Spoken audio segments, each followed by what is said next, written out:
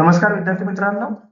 आज आपण चौथी स्कॉलरशिपचं मॅथ्सचं 10वं चॅप्टर मधला दुसरा स्वाध्याय पाहतोय बघा.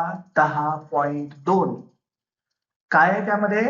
बेरीज आणि वजाबाकी यांच्यावरील शाब्दिक मिश्र उदाहरणे आपल्याला दिलेली आहेत. त्या स्वाध्यायाला सुरुवात करतोय बघा आपण. पहिला प्रश्न आहे बघा. रोहनकडे 1350 रुपये होते. किती रुपये होते रोहनकडे? 1350 म्हणजे 1350 रुपये होते. त्याच्या वडिलांनी त्याला 450 रुपये दिले. वडिलांनी किती दिले? 450 दिले. म्हणजेच दोघांना जर का आपण मिळवलं तर त्याच्याकडे टोटल किती पैसे झाले आता? 0 अधिक 0 0. 5 आणि 5 10. हातच्या आला 1. 1 आणि 3 4. 4 आणि 4 8. 1 उरला तसाचा तसा. आता रोहनकडे 1800 रुपये जमा झालेले आहेत. त्या पैशांतून त्याने 1500 रुपयांचा एक शर्ट खरेदी केला. हे जे 1800 रुपये त्याच्याकडे जमा झाले होते याच्यातून त्याने किती रुपयांचा? 1500. 1500च्या वरती सव्वा म्हणजे काय? 1525 रुपयांचा त्याने काय केला? शर्ट खरेदी केला. म्हणजे एवढे पैसे त्याचे कमी होतील आता. मग पावर शून्यातून 5 जात नाही म्हणजे इथे होऊन जातील 10. इथं होऊन जातील 9. इथं होऊन जातील 7. मग बघा 10तनं 5 गेले 5. 9तनं 2 गेले 7. 7तनं 5 गेले 2. 1तनं 1 गेला 0. मग किती रक्कम त्याच्याजवळ आता उरली शर्ट खरेदी केल्यानंतर? 275 रुपये आता उरले बघा. 275 रुपये कितवा पर्याय?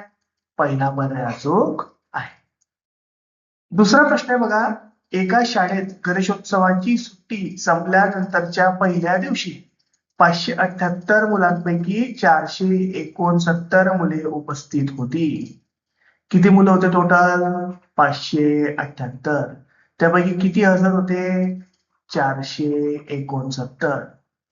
आणि 467 मुलींपैकी मुली किती होत्या? 467. त्यापैकी हजर किती होत्या? 368. तर विचारलं किती विद्यार्थी गैरहजर होते. मग मुलं किती गैरहजर होते काढायला या दोघांची काय करायला लागेल? मायनस.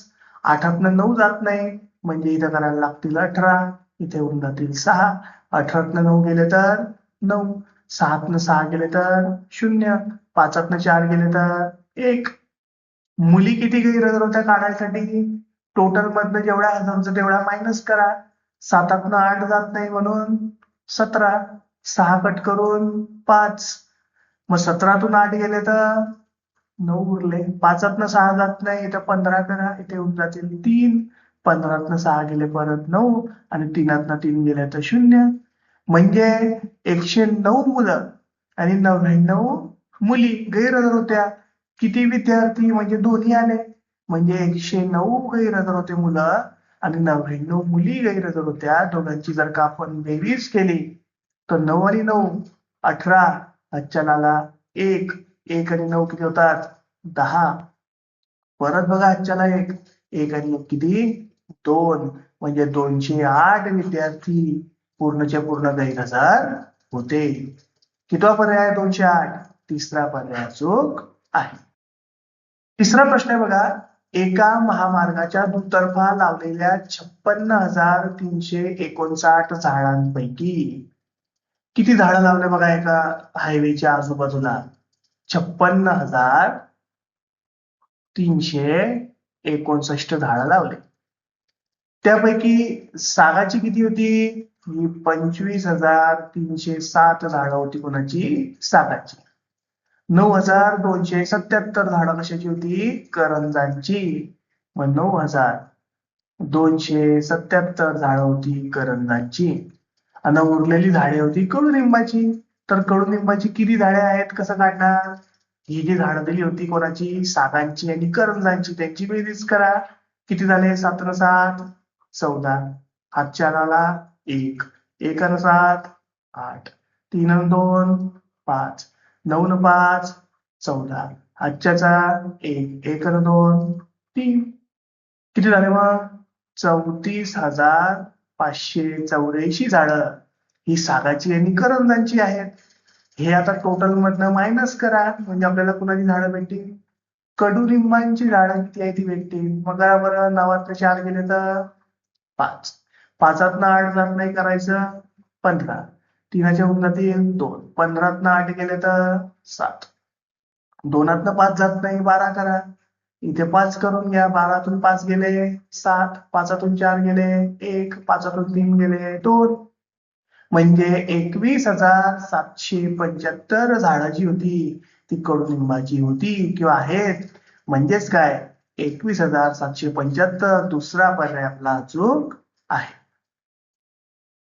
चौथा प्रश्न आहे बघा, श्री आबासाहेब पाटील यांनी विद्या विकास शाळेला 1,00,000 रुपये देणगी दिली. मग किती देणगी दिली बघा, 1,00,000 रुपयाची काय केली त्यांनी शाळेला देणगी दिली. या देणगीतून शाळेतने काय केलं, 35,000 रुपये किमतीचे क्रीडा साहित्य खरेदी केले. 35,000चं खेळाचा सामान त्यांनी घेतला बघा. शाळेच्या वाचनालयासाठी 26,958 रुपयांची पुस्तकं खरेदी केली. पुस्तकं कितीची घेतली, 26,958 रुपयांची पुस्तकं घेतली. 25,000 रुपये विद्यार्थी मदत निधीमध्ये जमा केले. 25,000 रुपये कुठे टाकले, विद्यार्थी मदत निधीमध्ये टाकले.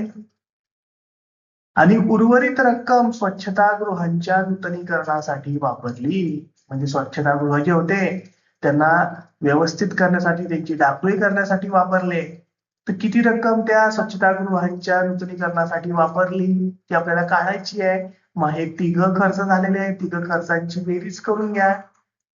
0, 8 आणि 0 किती झाले, 8, 0, 5 आणि 0 5, 0, 9 आणि 0 म्हणजे 9, 5 आणि 6 11, 11 आणि 5 16, हातच्या लाला 1, 1 आणि 3 4, 4 आणि 2 6, 6 आणि 2 8, म्हणजेच 86,958 रुपये पूर्ण खर्च झाला. आणि उरलेली रक्कम आता स्वच्छतागृहांच्या नूतनीकरणासाठी वापरली. ती मायनस करा त्याच्यात बघा, 86,958 आपण काय करू याच्यातनं वजा करू, म्हणजे उरलेली रक्कम स्वच्छतागृहांच्या नूतनीकरणासाठी वापरलेली आहे. मग 0 8 जात नाही म्हणून 10, पुढचा 0 किती होऊन जातात 9, आपण 9, आपण 9, आपण 9 आणि इथे होऊन जाईल 0. मग 10 8 गेले 2, 9 5 गेले 4, 9 9 गेला 0, 9 6 गेले तर 3, 9 8 गेला तर 1, म्हणजे 13,042 रुपये स्वच्छतागृहांच्या नूतनीकरणासाठी वापरले गेले. कितवा पर्याय आहे, चौथा पर्याय जो आहे. 5वा प्रश्न आहे बघा, एका धान्याच्या गोदामात 25,702 धान्याची पोती होती. किती टोटल पोती आहे गोडाऊन मध्ये, 25,702. त्याच्यापैकी गव्हाची पोती किती आहे, 11,020 पोती गव्हाची. नंतर 8,129 पोती बाजरीची आणि उरलेली पोती ज्वारीची आहे. मग ह्या दोघांची बेरीज करून घेऊ बरं आपण. बर, 0 आणि 9 9, 2 आणि 2 4, 0 आणि 1 1, 1 आणि 8 9, 1चा 1, म्हणजे 19,149 पोती जी होती ती कुणाची, गव्हाची आणि बाजरीची आहे. यांना आता मायनस करा टोटल मधनं, म्हणजे 19,149 वजा जर का केल्या आपण या पूर्ण दिलेल्या पोत्यांमधनं तर मिळतील आपल्याला कोणाची पोती, ज्वारीची पोती. मग 2 9 जात नाही म्हणजे होऊन जाते 12, इथं झाला 9, इथं झाला 6, 12 9 गेले तर 3, 9 4 गेले तर 5, 6 1 गेला तर 5, 5 परत 9 जात नाही म्हणजे होऊन जाते 15, इथे होऊन जाईल 1, 15 9 गेले तर 6, 1 1 गेला तर 0, म्हणजे 6,553 पोती कशाची होती, ज्वारीची होती. कितवा पर्याय आहे, दुसरा पर्याय आपला अचूक पर्याय आहे. 6वा प्रश्न बघा, सरिता ताईंच्या कुटुंबाचे एकूण मासिक उत्पन्न 25,000 रुपये आहे. मग सरिता ताई यांची जी फॅमिली आहे, यांचं जे कुटुंब आहे, दर महिन्याला किती कमवतात ते? दर महिन्याला त्यांना 25,000 रुपये मिळतात किंवा ते कमवतात. त्यापैकी त्यांनी काय खर्च केले? वाहन सामान म्हणजे किराणा कितीचा घेतला त्यांनी? 4,225 रुपयांचा. मुलांची फी किती झाली शाळेची? 3,500 रुपये. वीज, टेलिफोन, गॅस बिल कितीचं झालं? 6,000 रुपये. औषधे कितीची झाली? 1950 रुपयांची औषधी झाली. हा सगळा खर्च जर का आपण जोडला किंवा त्यांची बेरीज केली तर किती खर्च येतोय बघा. इथं येतील 5, इथे येतील 2 आणि 5 7, 2 आणि 5 7, 7 आणि 9 16, आजच्या लाला 1, 1 आणि 4 5, 5 आणि 3 8, 8 आणि 6 14, 14 आणि 1 15. म्हणजे किती आले? 15,675 रुपये त्यांनी खर्च केले. किती शिल्लक उरतील त्यांच्याकडे मग आता? तर कसं निघेल?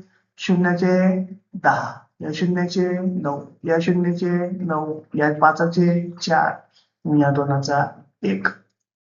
इथे 14 करायला लागतील बघा आपल्याला. मग 10तनं 5 गेले तर 5, 9तनं 7 गेले तर 2, 9तनं 6 गेले तर 3. त्याच्यानंतर इथे 14तनं 5 गेले तर 9 आणि 1तनं 1 गेला तर 0. म्हणजे 9,325 रुपये आता त्यांच्याकडे शिल्लक राहिले. मग किती शिल्लक राहिले? तर तिसरा पर्याय 9,325 रुपये शिल्लक राहिले. 7वा प्रश्न आहे बघा. एका गावाची एकूण लोकसंख्या किती आहे? 19,567 लोकसंख्या आहे.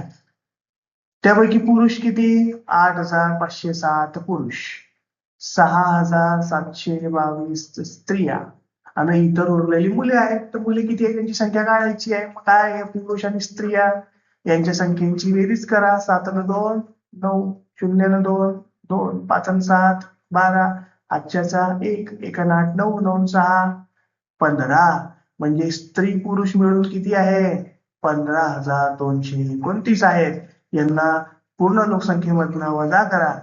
7तनं 9 जात नाही म्हणून 17, इथे होऊन जातील 5, 17तनं 9 गेले तर 8, 5तनं 2 गेले तर 3, 5तनं 2 गेले परत 3, 9तनं 5 गेले परत 4, 1तनं 1 गेला 0.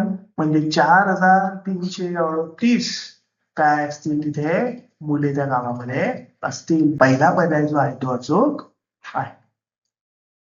8वा प्रश्न आहे बघा. श्रुतीने एका स्टेशनरीच्या दुकानातून 538 रुपयांच्या वह्या. मग श्रुती गेली बघा एका स्टेशनरीच्या दुकानावर, वह्या घेतल्या तिने कितीच्या? 538 रुपयांच्या. चित्रकलेचं साहित्य कितीचं घेतलं तिने? 445 रुपयांचं चित्रकलेचं साहित्य घेतलं. 120 रुपयांचे लेखन साहित्य खरेदी केले. बरोबर, पेन पेन्सिल वगैरे असतील ते 120 रुपयांचं खरेदी केलं. किती खर्च झाला पूर्ण तिला? म्हणजे किती सामान तिने किती रुपयांचा खरेदी केला? 8 आणि 5 13, आजच्या नाला 1, 1 आणि 3 4, 4 आणि 4 8, 8 आणि 2 10, आजच्या नाला बरोबर 1, 1 आणि 5 6, 6 4 10, 10 आणि 1 11. काय सांगितलं मग आता? एवढ्या रुपयांचं सामान तिने खरेदी केला. आणि तिने दुकानदाराला किती दिले? 500च्या 2 नोटा. 500च्या 2 नोटा म्हणजे 1,000 रुपये. बघा, 500ची एक नोट, परत 500ची एक नोट आणि एक नोट कितीची दिली?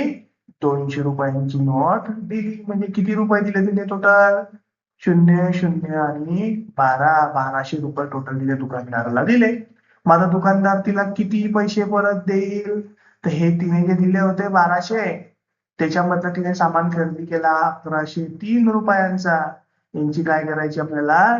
वजाबाकी करायची आहे. 10तनं 3 गेले तर इथे 10 करायला लागतील बघा. इथे 9 होऊन जातील, इथे 1 येऊन जाईल. 10तनं 3 गेले तर 7, 9चा 9, 1तनं 1 गेला 0, इथं पण 1तनं 1 गेला 0. म्हणजे 97 रुपये दुकानदार तिला परत देईल. तिसरा पर्याय आपला अचूक आहे. 9वा प्रश्न बघा. वडगाव, मोरगाव व पळसुंडे या 3 गावातील महिला बचत गटांनी पुढील प्रमाणे ठेवी जमा केल्या. मग 3 गावं दिले. 3 गावातल्या महिला बचत गट होत्या, त्यांनी जमा केलेली जी रक्कम आहे किंवा त्यांनी ठेवलेली ठेव जी आहे ते काय आपल्याला दिली आहे. वडगाववाल्यांनी किती जमा केले आहे? 27,300. हे कोणी केले? वडगाववाले. वळगाववाल्यांना आपण वन दाखवू बघा. वळगाववाल्यांनी 27,300 केले. मोरगाववाल्यांनी त्यांना मोने दाखवू. मोरगाववाल्यांनी किती केले आहे? 25,300. पळसुंडे गाववाल्यांनी किती केलेले आहे? तर 17,900. काय सांगितलं? मोरगाव व पळसुंडे. मोरगाववाल्यांचे किती? 25,300. पळसुंडेवाल्यांचे किती? 17,900. गावातील बचत गटांनी जमा केलेल्या ठेवी यांची टोटल करायची. मग दोघं मिळवा. किती झाले? 0. इथं पण 0. 9 3 12. अच्चलाला 1 1 5 6 6 8 13. अच्चला परत 1 1 1 2 3 3 1 4 म्हणजे 43,200 रुपये या दोघी गावांनी मिळून बचत गटामध्ये त्या महिलांनी जमा केलेले आहेत. मोरगाव आणि पळसुंडे गावच्या. यांनी जमा केलेली ठेवी वळगाव मधील ठेवीपेक्षा किती जास्त आहे? वळगाववाले किती होते? 27,300. मग पहा बरं, 43,200 मधनं 27,300 जर का आपण वजा केले तर आपल्याला कितीने जास्त आहे ते समजून जाईल. शून्यातनं शून्य गेला तर 0. इथं पण 0. 2तनं 3 जात नाही म्हणून 12. इथं होऊन जातील 2. 12तनं 3 गेले तर 9. परत 2तनं 7 जात नाही. 12 होतील. इथे 3 होतील.